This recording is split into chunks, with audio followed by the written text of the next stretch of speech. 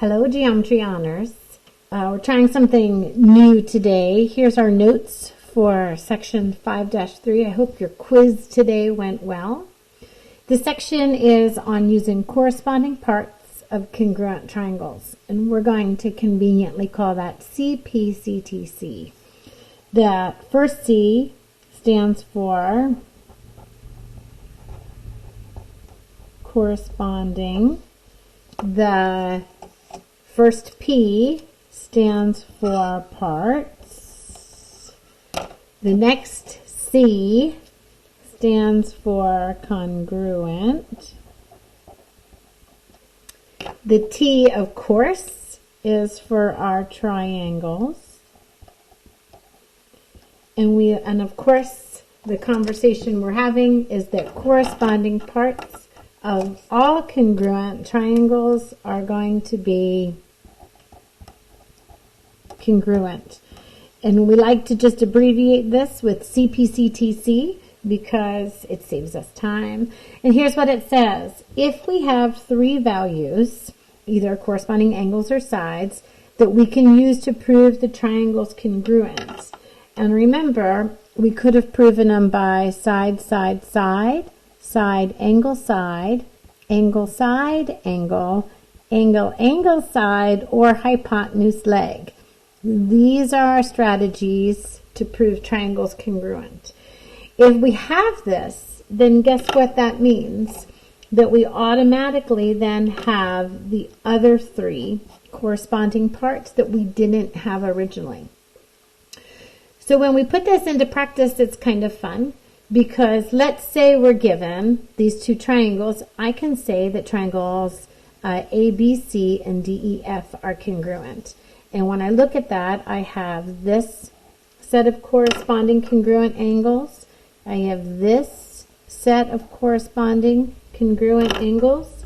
And I have this corresponding congruent side. Because I have two angles and a side, I can call that my angle side theorem. Now, once I know this, it's because A and D are congruent, C and F are congruent, and segments BC and EF are congruent. But what I can do now is because of CPCTC, I can also make statements about angles B and angle E. I can also make statements about side AB and side DE. And I can make a statement about side AC and DF being congruent. So CPCTC allows me to get the missing three parts, which gives me a total of 6 corresponding congruent parts. Okay, let's take a look at this with this one. If I know that triangle FTG, if I know that these are going to be congruent, if FTG, I know that these angles are congruent, and I know that these sides are congruent, so I know I have a side angle side relationship. When I go to list my corresponding parts, F and R correspond, T and T correspond, and G and S correspond. So I make sure I have that in the right order. Now let's talk about what I had originally. I knew that I had angle FTG was congruent to angle RTS. This was given by my diagram. I knew that I had segment FT was congruent to segment RT by my diagram.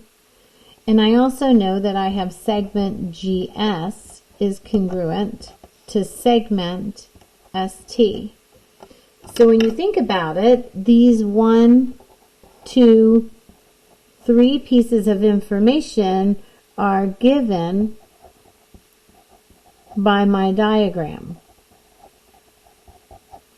Because of these pieces of information that are given to me, I can then say the triangles are congruent by side, angle, side. Great. But guess what I get now? Now I get angle F is going to be congruent to angle R because of CPCTC. Corresponding parts of congruent triangles are congruent. I also know that angle G is congruent to angle S. Why?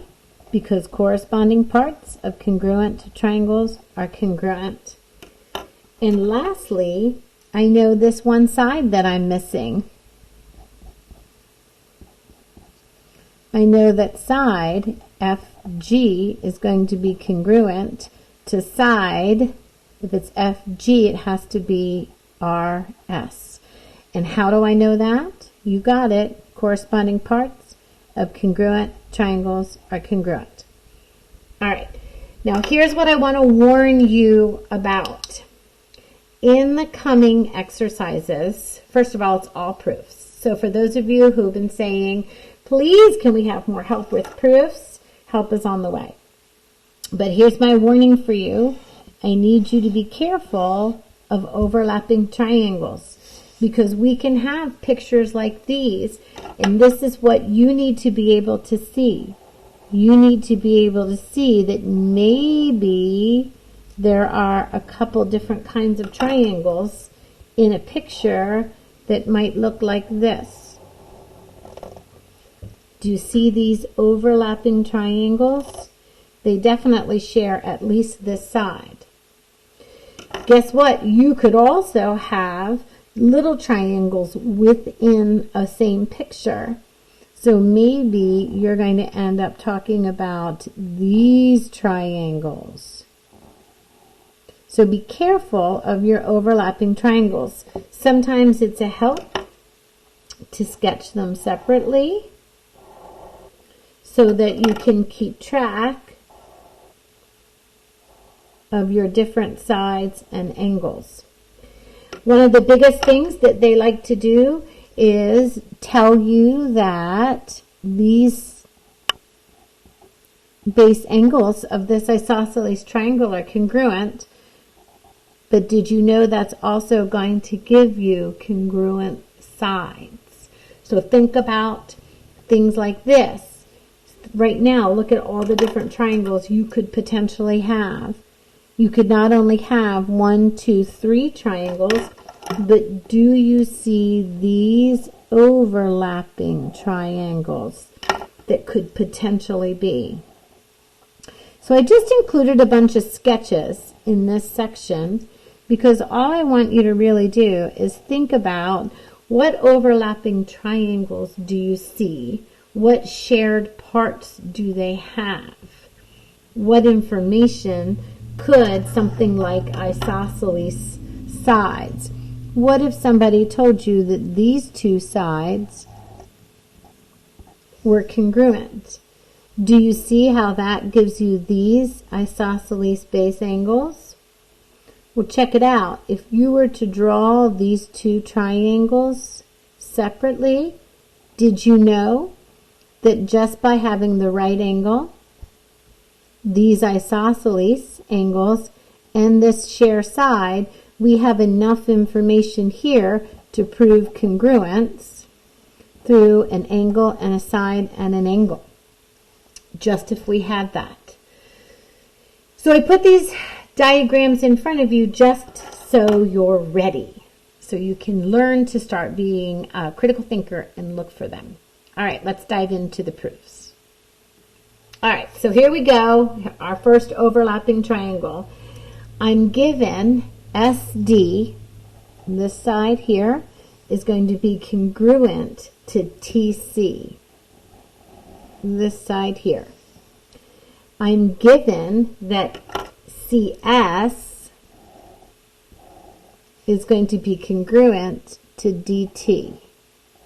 All right, and I have to try to prove that angle, that's not a typo, angle SCT is congruent to angle TDS. All right. So let's go ahead and take my advice and let's sketch these two triangles separately. Because if I have triangle CST and I have triangle STD, what I have here is this side is congruent to this side. I have this side is congruent to this side. And because ST is congruent to itself, I have side, side, side congruence. Now you're questioning what I'm asked to prove. You're like, wait a minute, you have an angle. No, I don't. I don't have that angle yet because this is what I need to prove. I don't know if that's true. So what I'm going to do is if I can prove the triangle is congruent, then I can prove that those two angles are going to be congruent. Can I prove these congruent? Yes, through side, side, side. So therefore, by CPCTC, I'm going to be able to say that, you know what? I was able to say that these two angles are congruent. All right, let's talk about the formal proof. Let's talk about my given. I know that side SD is congruent to side TC. I know that side CS is congruent to side DT. That's all my given. I don't know this yet. That's what I'm proving. All right. So my next conversation is going to be, I got to get this last side. So I know that side ST is congruent. Now be careful here to side TS. Because the way that the triangles are placed, S corresponds to T. So ST and TS has to be the order. And I know that's the reflexive property of congruence. And guess what? I was able to switch them around because of the symmetric property of congruence. All right. So now I have my triangles congruent. I know that triangle CST is going to be congruent to triangle. Careful of your order. If I started with C, I got to start with D. If I went down to S, I need to come down to T. If I ended with T, I need to end with S. Please make sure you get this order correct. And I know that they're congruent by side, side, side congruence. And you're allowed to just put SSS, that's fine. All right, so guess what I can finally say? Because the triangles are congruent, I know that corresponding parts of congruent triangles are congruent. So I can go ahead and say angle SCT is therefore congruent to angle TDS. Got it. All right, let's try the next one. Another overlapping triangle. Here we go. I know that GMJ is a right angle, and I know that HMJ is a right angle. That's what's given.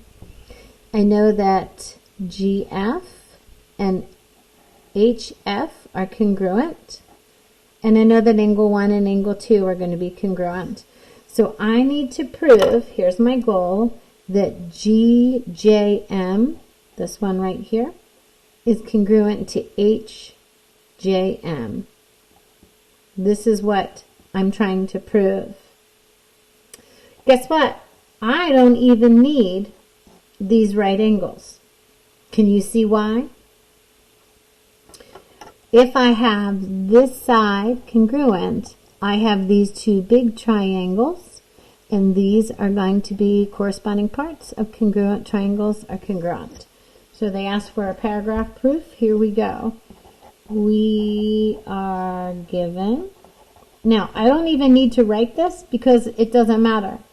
All I need to know is that segment GF is congruent to segment HF, and angle 1 is congruent to angle 2.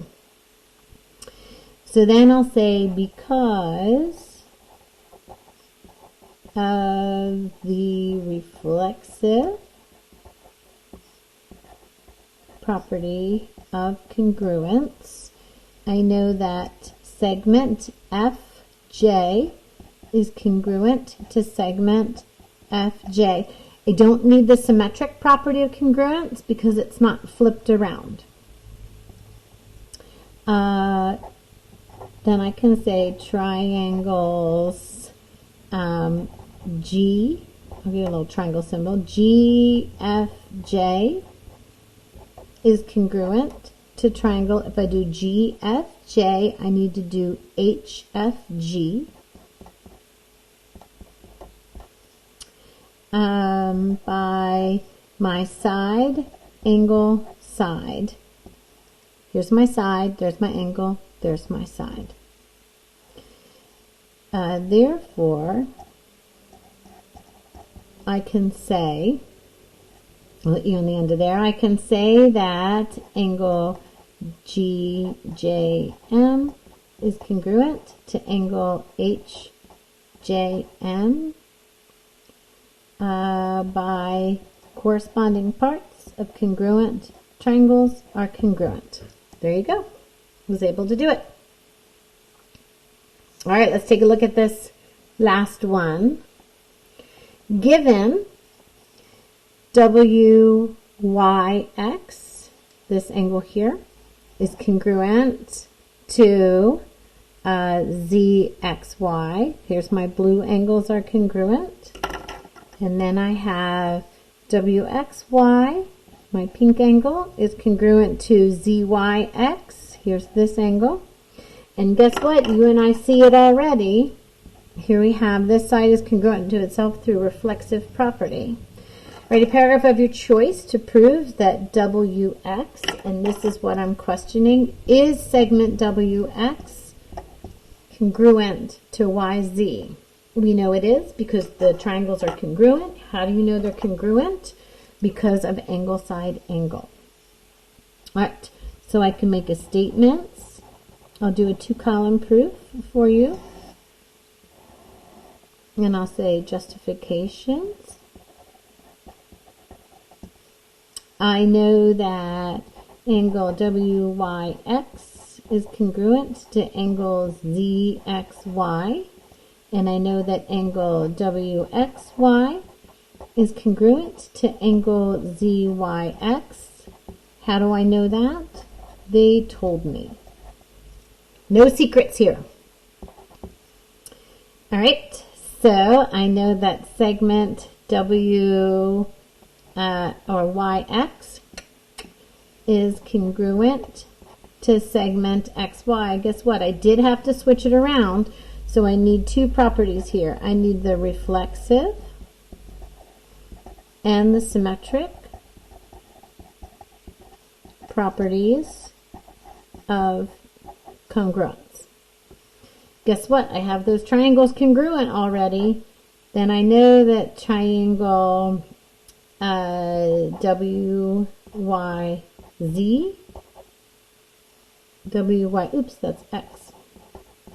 WYX is going to be congruent to, watch your order, ZXY. And I know that that's true because of angle, side, angle. All right, cool beans. I got the triangles congruent. So guess what? Because of CPCTC, what do I know is true? All of the parts that I haven't talked about are automatically now congruent. Therefore, WX is congruent to ZY by CPCTC. All right, good luck with the homework. You can do it. Don't give up. Give it a good go.